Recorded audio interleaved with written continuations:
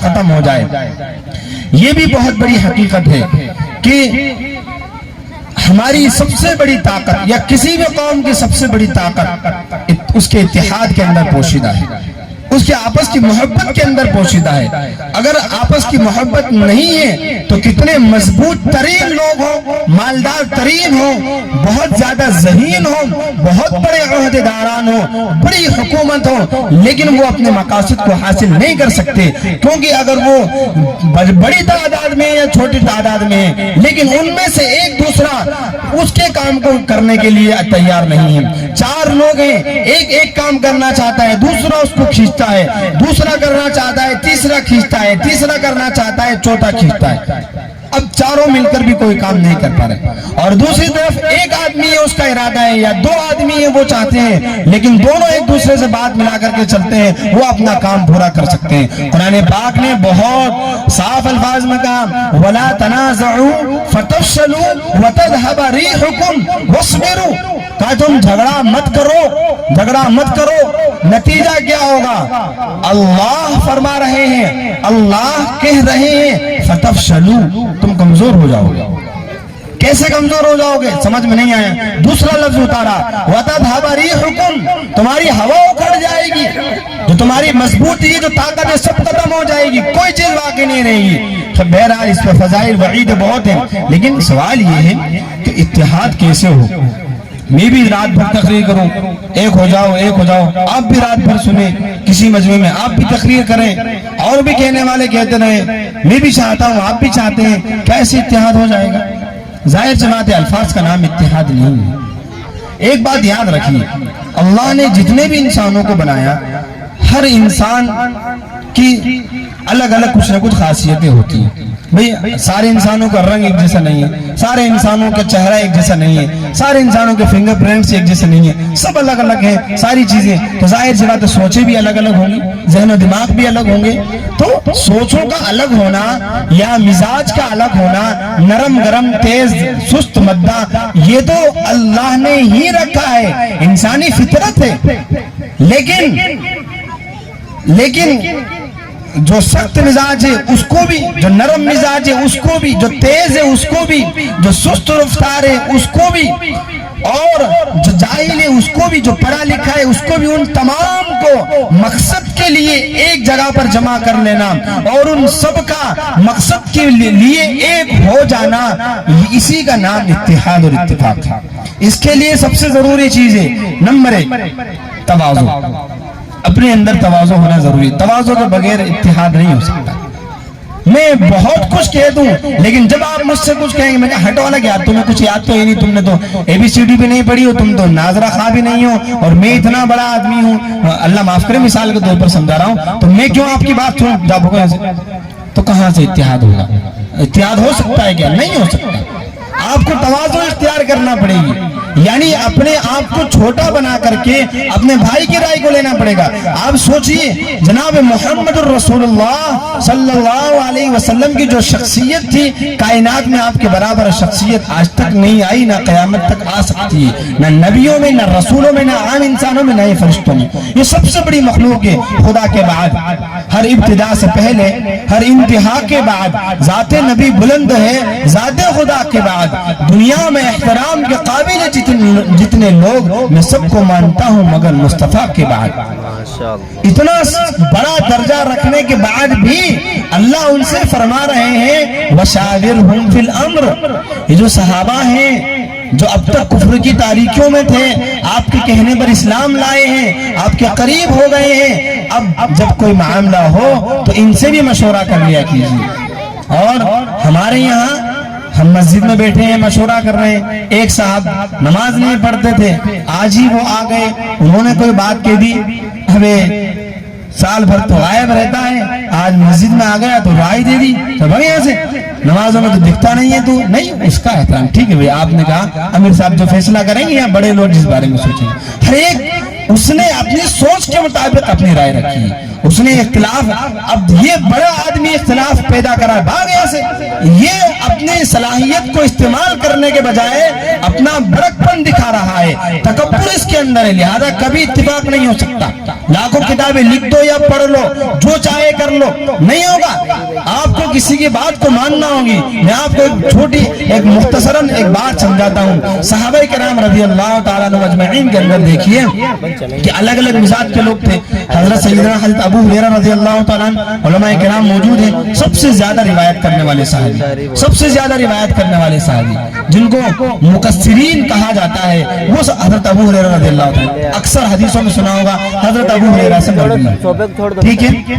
لیکن آپ نے شاید کبھی کسی نے سنا ہوگا کہ فلانے میدان کے اندر یہ اس کا جھنڈا حضرت ابو ہریرہ کے ہاتھ میں تھا, یا حضرت ابو ہریرہ نے فلانے سے مقابلہ کیا تھا. ایسا بہت مشکل سے سننے میں آئے. دوسری طرف حضرت خالد سیف اللہ رضی اللہ تعالیٰ, جن کو لقب ہی دیا گیا تھا سیف اللہ. آپ ان کا مزاج دیکھیں کہ جس جنگ میں جاتے تھے اللہ کے فضل و کرم سے اس کو فتح کر لیا کرتے تھے. کوئی جنگ ایسی نہیں تھی جس میں وہ گئے ہوں اور اس میں انہوں نے شکست کھائی. اللہ نے ان کو بڑی قوت عطا فرمائی تھی, بڑے بہادر تھے, بڑے نڈر تھے. یعنی میں اب تاریخ آپ کے سامنے بیان کیا کروں, یعنی 60 کے مجمع کو 60,000 کے مجمع پر غالب کر دینے والی یہ شخصیت تھی. لیکن یہ خود کہتے ہیں کہ میں میدان کے اندر اتنا مصروف تھا کہ میں قرآن پاک کے بہت سے چیزوں کو نہیں سیکھ پایا کیونکہ میں ادھر مشغول تھا. اور آپ نے بھی کہیں شاید کبھی سنا ہوگا کہ یہ روایت حضرت خالد سیف اللہ سے مروی ہے. بہت کم کبھی سے بھی شاید کوئی روایت ہے نا ایسی بات. لیکن کیا آپ نے کبھی یہ سنا کہ حضرت خالد رضی اللہ تعالیٰ نے کہا ہو ابو ہریرہ یہیں بیٹھے رہتے ہیں, کبھی ہمارے ساتھ میدان میں نہیں آئے؟ یہ کوئی بات ہوتی ہے کہ ہم نہیں مانیں گے ان کی, بیٹھے بیٹھے یہیں فتوے دیتے رہتے ہیں؟ یا کبھی حضرت ابو ہریرہ نے کہا ہو یہ بڑے میدان میں لڑتے رہتے ہیں, بڑی وہاں پہ بہادری دکھاتے ہیں, یا 5 حدیثیں تو یاد کر کے بتاتے ہیں, ہم دیکھ لیں گے ان کو کتنے بڑے والے, ایسا کبھی کہا؟ دوسری طرف آئی سیدنا حضرت حسان بن ثابت رضی اللہ تعالیٰ, بڑے اسلامی شاعر تھے. حضور پاک ان سے فرمایا کرتے تھے حسان اٹھو, اور وہ سامنے والا میری شان میں تنقیص کر رہا اس کو جواب دو. پھر حضرت حسان بن ثابت وہ کلام پیش کرتے ہیں کہ سامنے والوں کو چھٹی کا دودھ یاد آ جاتا ہے. جب ان کی زبان سے الفاظ نکلتے ہیں تو وہ الفاظ نہیں, موتی جو حضور پاک صلی اللہ علیہ وسلم کی تعظیم کا, آپ کی عزت کا دفاع کرتے ہیں, آپ کی شان کو بلند کرتے ہیں, وہی تو تھے جنہوں نے حضور پاک صلی اللہ علیہ وسلم کے بارے میں فقادا وَأَحْسَنَ مِنْكَ لَمْ تَرَ قَطُّ عَيْنِي وَأَجْمَلَ مِنْكَ لَمْ تَلِدِ النِّسَاءُ خُلِقْتَ مُبَرَّأً مِنْ كُلِّ عَيْبٍ كَأَنَّكَ قَدْ خُلِقْتَ كَمَا تَشَاءُ بَلَغَ الْعُلَا بِكَمَالِهِ كَشَفَ الدُّجَى بِجَمَالِهِ حَسُنَتْ جَمِيعُ خِصَالِهِ فَصَلُّوا عَلَيْهِ وَآلِهِ. یعنی اتنے بڑے شاعر رسول تھے, اتنے بڑے شاعر رسول تھے کہ ایک مرتبہ ایک جنگ کے اندر یہ موجود تھے اور صحابہ کے قدم اکھڑنے لگے تھے, اور صحابہ ایک دم اچانک حملے ہو رہے تھے تو پیچھے ہٹنے لگے تھے. لیکن وہیں پر حضرت حسان بن ثابت جمے اور چند اشعار کہے جن کی وجہ سے صحابہ تازہ دم ہو گئے, ان کے حوصلوں کے اندر جان آ گئی, اور پھر وہ مقابلے کے لیے تیار ہوئے اور انہوں نے شکست فاز دی, اور پھر حضور پاک صلی اللہ علیہ وسلم کے پاس پہنچے. اور بھی باتیں ہیں, ایک چھوٹا سا قصہ بتاؤں. ابھی کچھ دو دن روز پہلے جناب حضرت مولانا سجاد نعمانی صاحب دامت برکاتہم نے عالیہ سے بھی سنا اور ہم نے پڑھا بھی کتابوں کے اندر. غزوہ خیبر ہو رہا تھا, مختصراً بتا رہے, غزوہ خیبر غزوہ خندق, جس میں خندق کو کھودا گیا تھا, اور تمام کے تمام جتنے بھی اس وقت میں کفریہ طاقتیں تھی, قبیلے غطفان وغیرہ, ان سب کو ملا کر کے بہت بڑا لشکر جمع ہوا تھا, اور انہوں نے سوچا تھا آج مدینہ کو ختم کر دو, ان کو بالکل مٹی میں ملا دو, سب کچھ ختم. اور مشورے سے خندق کھودی گئی. ایک لمبا چوڑا وہ تاریخی اور پورا سیرت کا واقعہ ہے. اس میں یہ فیصلہ بھی لیا گیا کہ جو مستورات ہیں ان کے لیے کیا کرنا چاہیے. کہا یہ قلعہ ہے, قلعے کے اندر مستورات کو بند کر دیا جائے, یہ محفوظ ہو جائیں گے, ہم مرد لوگ مقابلہ کریں گے جو بھی ہوگا. اس میں ایک صحابی کو جو ہے نگرانی کے لیے کہا گیا, حضرت حسان بن ثابت آپ واچ کریے, ان کو دیکھیے, کوئی مسئلہ آئے تو آپ سمجھ لیجئے, باقی مستورات ہیں قلعے کے اندر بند ہیں. یہودیوں کو خبر لگ گئی، منافق بھی تھے، منافقوں نے خبر پہنچا دی۔ انہوں نے پلان بنایا کہ ایک شخص اندر جاؤ اور ذرا جائزہ لے کر کے آؤ اور پتہ کرنا کہ اندر کچھ مرد حضرات یعنی آرمی ہے یا نہیں ہوگی تو ہم ان سب کو ختم کر دیں گے، مرد نہیں تو کم سے کم عورتیں ختم ہو جائیں گی۔ ایسا انہوں نے ایک پلان بنایا اور ایک شخص جو ہے بڑی اپنی چال بازی کے ساتھ زمین پر رینگتا ہوا کھسکتا ہوا گیا اور بالکل قلعے کی دیوار کے قریب پہنچ گیا۔ حضرت صفیہ رضی اللہ تعالیٰ عنہ حضور پاک صلی اللہ علیہ وسلم کی پھوپھی تھی، عمر دراز تھی۔ اب سوچے حضور کی پھوپھی، اور یہ بالکل آخری وقت کی بات ہے، تقریباً سن 6 ہجری کے اندر یہ غزوہ پیش آیا تھا۔ تو اس وقت میں جو ہے وہ جو قلعہ ہوتا ہے اس کی دیوار پر فصیل پر چڑھی ہوئی تھی اور وہ دیکھ رہی تھی۔ ان کو نظر آ گیا کہ ایک شخص جو اندر گھسنے کی بالکل قریب گھس جائے گا۔ حضرت حسان بن ثابت سے کہا کہ آپ کو یہاں نگراں مقرر کیا ہے، دیکھیے اور اس کا کچھ انتظام کیجیے۔ اب وہ شاعر تھے، انہوں نے شاعرانہ انداز میں جواب دیا کہ اگر میں اس لائق ہوتا تو یہاں تمہارے پاس نہیں ہوتا، میں تو ادھر میدان کے اندر مقابلہ کر رہا ہوتا۔ ایسا انہوں نے جواب دیا۔ انہوں نے کہا سمجھ گئے کہ نہیں ان کے بس کا کام نہیں ہے۔ وہ خود جو ہے ایک روایت کے اندر جو میں نے پڑھا تھا کہ ایک خیمے کی وہ جو لکڑی ہوتی ہے وہ اکھاڑ کر کے لائی، اور یہ بھی ہے کہ ایک پتھر کو وہ خود انہوں نے لیا، ایک بڑے پتھر کو، اور اس کو خود لے کر کے اوپر چڑھی اور انتظار کیا، اور جب وہ بالکل برابر کے اندر آ گیا اوپر سے پتھر ڈال دیا جس کی وجہ سے اس کا منہ کچل گیا اور وہ مر گیا۔ بعض روایتوں میں یہ بھی ہے کہ پھر کہا حسان وہ ختم ہو چکا ہے، جاؤ اس کے کپڑوں میں سے جو بھی سامان وغیرہ نکالا۔ نہیں میرے بس کا کام نہیں۔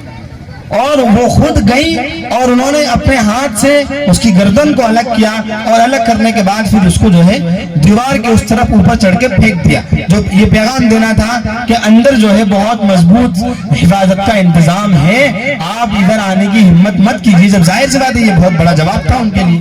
یہ پورا واقعہ ہوا۔ اس واقعے سے کیا سمجھ میں آیا کہ حضرت حسان بن ثابت نے وہ بھی نہیں کیا، لیکن پوری تاریخ کے اندر آپ دیکھیں حضرت صفیہ نے کبھی یہ کہا ہو یا کسی اور خاتون نے یا کسی صحابی نے کہا ہو کہ حسان اتنا بھی نہیں ہو سکا تم سے، یا حضرت حسان نے یہ نہیں کیا، کیونکہ ان کو اللہ نے جو صلاحیت دی تھی وہ یہ دی تھی کہ جب وہ جس جنگ کے اندر صحابہ کے قدم اکھڑ رہے تھے اور انہوں نے اشعار کے ذریعے سے ان کے جذبوں کو زندگی عطا فرمائی تھی، جب وہاں سے واپس آئے اور صحابہ نے واقعہ سنایا تو حضور نے کہا حسان ادھر قریب آؤ اور میرے ممبر پر چڑھو۔ حضرت حسان نے کہا یا رسول اللہ میری کیا یہ شان، کیا مجال کہ میں آپ کے ممبر پر نہیں۔ حسان چڑھو ممبر پر، کہا نہیں، کہا چڑھو، اللہ تمہارے وہ اشعار سننا چاہتا ہے جو تم نے میدان کے اندر کہے تھے۔ اور پھر وہ خوشی کے اندر کھڑے ہوئے اور انہوں نے وہ اشعار سنائے۔ یہ ان کا مقام ہے، لیکن کبھی کسی نے پڑھا کہ حضرت حسان بن ثابت کے بارے میں کسی نے یہ طنز کیا ہو کہ نہیں وہ تو صرف جو ہے زبانی داؤ پیچ کھیلتے رہتے ہیں اور بس شعر و شاعری میں الجھے رہتے ہیں اور ادھر کبھی میدان کے اندر نہیں آئے، کبھی پڑھانے نہیں بیٹھے، کبھی یہ کام نہیں کیا، کبھی وہ کام نہیں کیا۔ یہ مزاج تھا صحابہ کا۔ محمد الرسول اللہ والذین معه اشداء علی الکفار رحماء بینہم، ان کی خاص صفت یہ تھی کہ وہ آپس میں بڑے نرم دل تھے۔ ہر زندہ قوم کی علامت ہوتی ہے کہ بڑا چھوٹے پر رحم کرتا ہے اور چھوٹا بڑے کا ادب کرتا ہے، ایک دوسرے کے کاٹ نہیں کرتے، تاکید نہیں، ان کو نیچے نہیں کرتے بلکہ ان کو آگے بڑھایا کرتے ہیں۔ اور یاد رکھیے اس دنیا میں سب سے آسان کام ہے کسی پر تنقید کرنا۔ کوئی بھی چھوٹا موٹا کوئی اپنا کام کر رہا ہے، ارے یہ ان سے کیا ہے، کچھ نہیں بنے گا، انہوں نے پھر ارے یہ کیا ہے، بس کچھ بچوں کو لے کے بیٹھ گئے ویسے رٹا دیا اور سنا دیا۔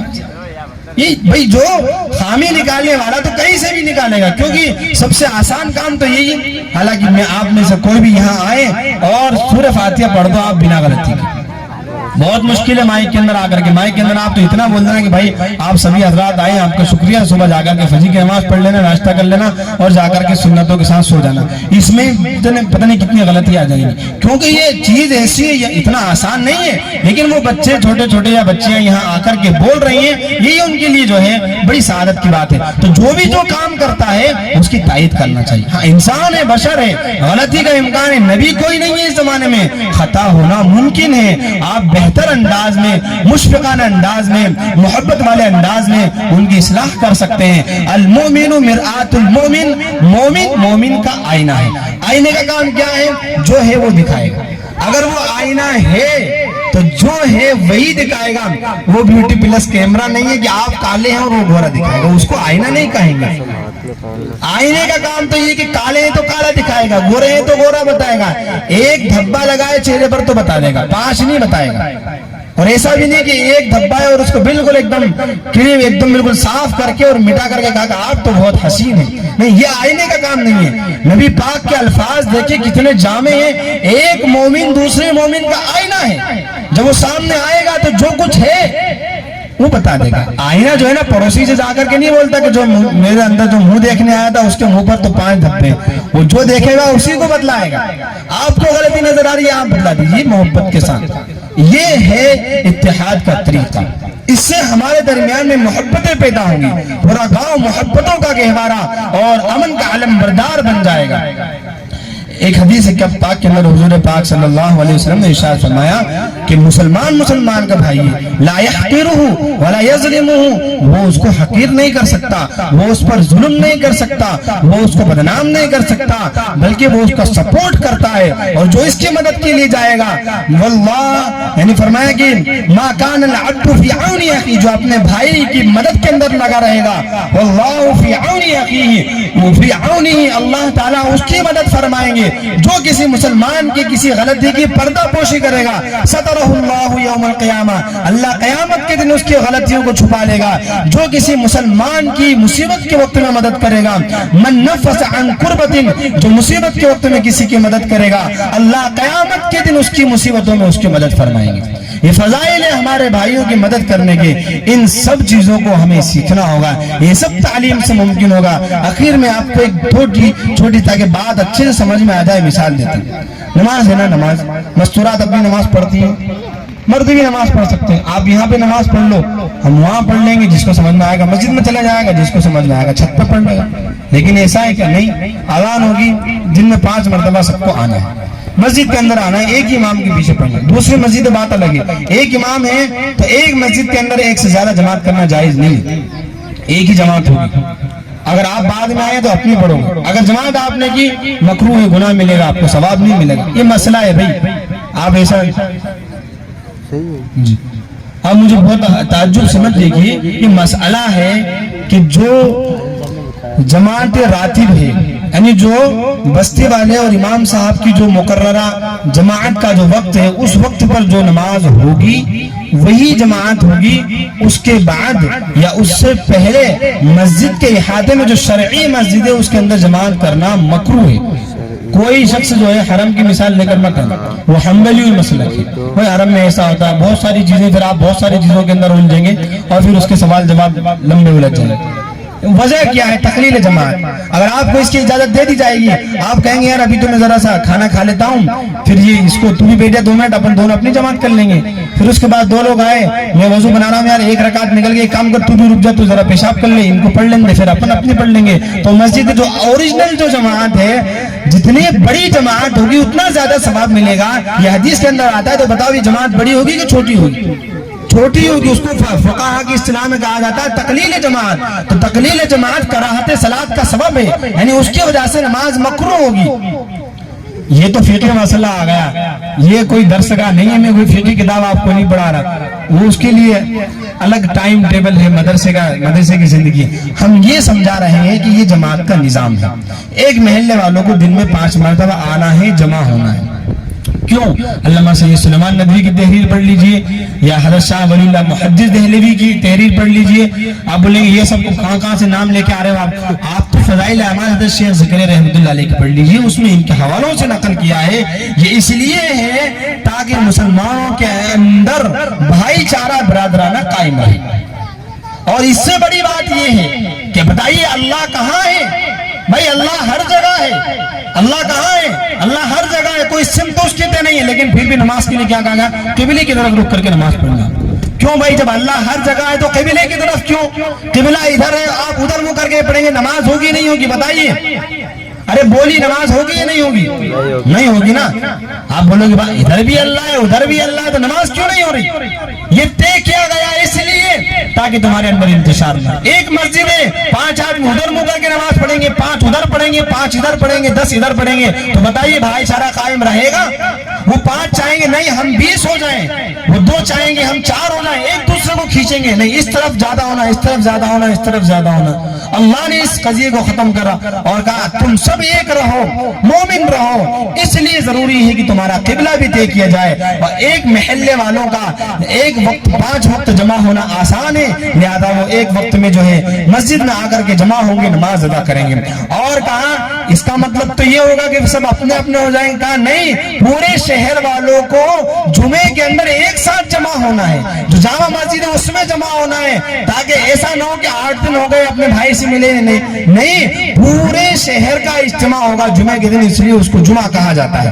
جامع مسجد کو جامع مسجد اس لیے کہا جاتا ہے کہ وہ جامع الجماعات ہوتی ہے, تمام کی تمام جماعتیں جو الگ الگ ہو رہی تھی ان سب کو جمع کر دیتی ہے.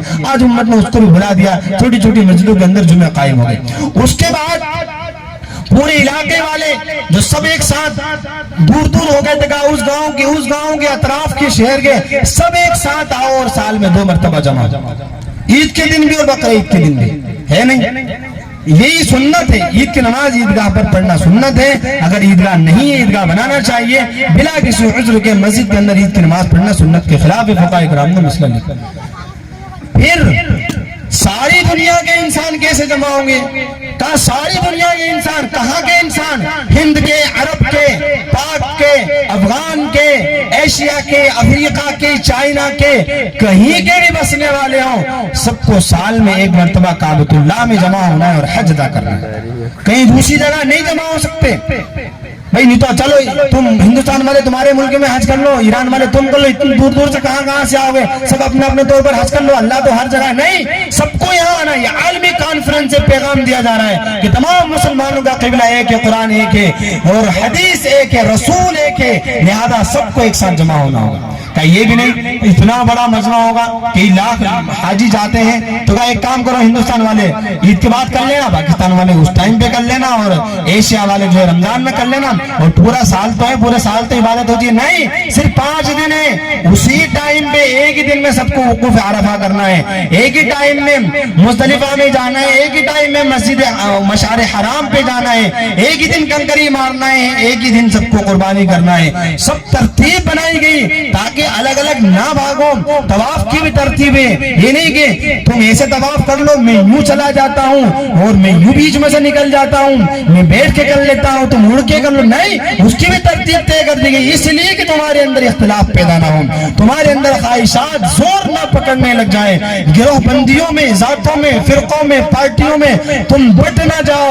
آج مسلمان اپنے اس پڑھائے ہوئے سبق کو, رسول اللہ صلی اللہ علیہ وسلم کے اس سبق کو بھول چکا ہے, فرقوں میں بٹا ہے, پارٹیوں میں بٹا ہے. اب تو حد یہ ہو گئی کہ وہ ذات پات جو کبھی رسول اللہ کے زمانے میں ہوتی ہی نہیں تھے, ابھی سال 150 سوا سال یا 125 سال 50 سال 55 سال کے بعد جو ذاتیں بنی ہیں, یہ فلانی برادری سے فلانی برادری سے, وہ میوات سے آ گیا میواتی ہو گیا, وہ افغان سے آ گیا پٹھان ہو گیا, وہ فلانی جگہ سے آ گیا, اس نے روئی کا کام ہے وہ یہ ہو گیا, اس کی سبزی کا کام ہے وہ فلاں ہو گیا, اس کی چوڑی کا کام ہے وہ شیزگر ہو گیا, وہ انگریز ہو گیا. یہ سب جو بنائے ہوئے ہیں, اس کی بنیاد پر مسجدیں الگ قائم کی جائیں, اس کی بنیاد پر شادیوں کے سمیلن الگ کر دیے جائیں, اس کی بنیاد پر الگ الگ اسٹیج سجائے جائیں, اس کی بنیاد پر الگ الگ جماعتیں کی جائیں, اس سے بڑی جہالت کوئی نہیں ہو سکتی.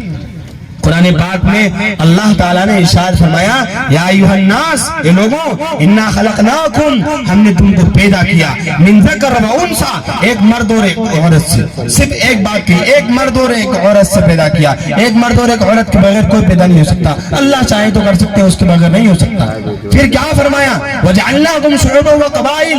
اصل بات یہ کہ ایک مرد ایک عورت سے پیدا کیا گیا, باقی جو قبیلے ہیں, قریش ہے, غطفان ہے, ہاشم ہے, یہ سب جو قبیلے بنائے گئے, یہ تو اس لیے بنائے گئے وجعلناکم شعوبا وقبائل لتعارفوا, تاکہ تم ایک دوسرے کو پہچان لو. ہاں یہ فلانے قبیلے سے, اچھا صاحب یہ فلانے قبیلے سے, اچھی بات ہے, فلانے گاؤں سے, اچھی بات ہے, لیکن اصل چیز جس سے ہم عزت حاصل کریں وہ کیا ہے, ان اکرمکم عند اللہ اتقاکم, تم میں سب سے زیادہ بلند جو ہوگا وہ ہوگا جو تقوی والا ہوگا. فرد قائم ربط ملت سے ہے.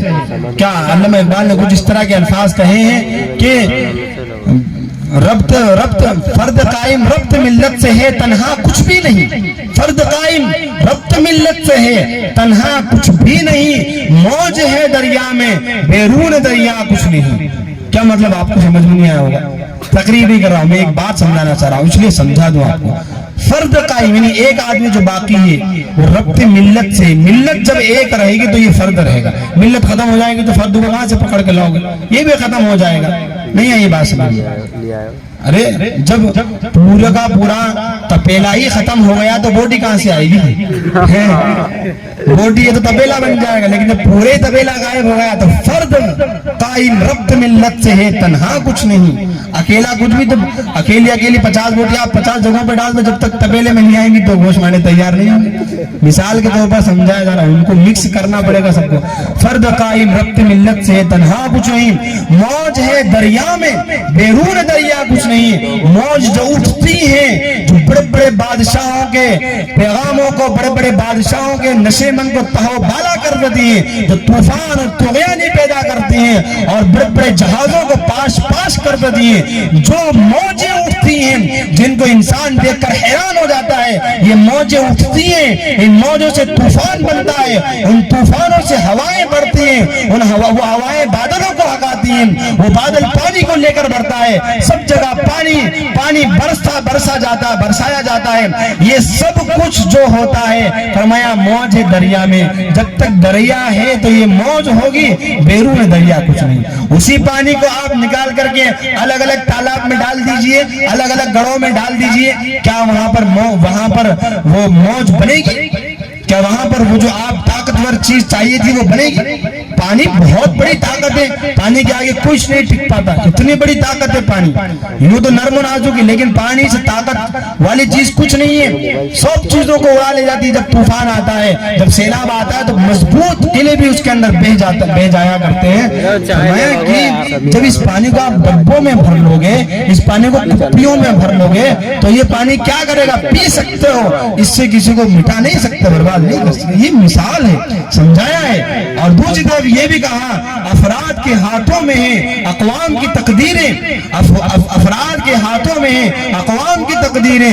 ہر فرد ہے ملت کے مقدر کا ستارہ.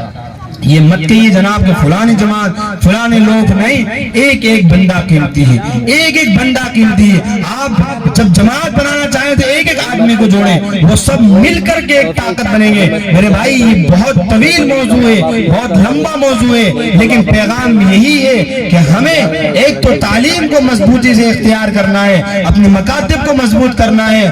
آپ اگر ان کے اندر کوئی کمی خامی دیکھیں تو میں یہ نہیں کہتا کہ یہ جانثار صاحب یا جو بھی مکاتب چلا رہے ہیں یہ جو ہے بہت بڑے فرشتہ صفت یا اللہ نے نبی بنا کر بھیج دیا، غلطی نہیں کر سکتے. انسان میں بھی غلط ہو سکتا ہوں، کسی سے بھی غلطی ہو سکتی ہے. اگر کچھ خامی کوتاہی نظر آئے آپ محبت کے ساتھ بیٹھ کر کے سمجھا دیجئے. اگر آپ کی غلط فہمی ہوگی وہ غلط فہمی دور ہو جائے گی، ان کی غلطی ہوگی وہ اصلاح کر لیں گے. لیکن سرے بازار اس کو اچھالنا، چلتے راہ بیان کرنا، بازاروں میں ڈھانگے پیٹتے جانا، یہ کوئی اصلاح کا طریقہ نہیں ہے. یہ کہاں کی دوستی ہے کہ بنے ہیں دوست ناصر، کوئی چارہ ساز ہوتا، کوئی غم غسار ہوتا. یعنی دوستی کا حق یہ تھوڑی ہوتا ہے کہ آپ نصیحتیں کرتے پھریں. دوستی کا حق تو یہ ہے کہ آپ غم میں شریک ہو جائیں. دوستی کا حق تو یہ ہے کہ مصیبت میں ساتھ دیں، جو غلط ہو رہا ہے اس کو بیٹھ کر کے سمجھائیں. یہ اس سے تو ہم یہ کہہ رہے ہیں کہ مکاتب کے نظام کو مضبوط بنائیں. اسی سے جو ارتداد کی لہر آ رہی ہے یہ ختم ہوگی. آج ایک چھوٹی سی بات ہے، دیکھو بات بڑھ رہی ہے اور پوری جو ہے برابر 12 بج چکے ہیں، 12 سے بھی اوپر ٹائم ہو چکا ہے. لیکن بہرحال اب جب آپ